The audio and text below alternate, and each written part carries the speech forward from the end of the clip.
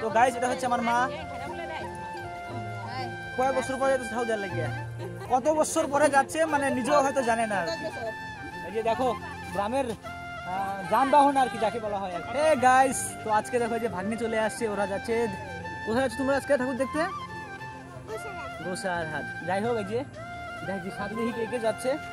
দিদি আসলো ওই যে কিছুক্ষণে, একটু হাই করো। এই যে এদিকে দাঁড়াও দাঁড়াও দাঁড়াও, জেঠিমা আছে, কাকি আছে, আর এই যে আমাদের হচ্ছে যে বিআই, একটা হাই করে দাও। এই যে আমাদের বৌদি, এই যে পিঙ্কি এদিকে। আচ্ছা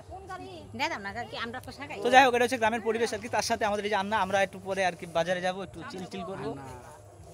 আসো তাহলে।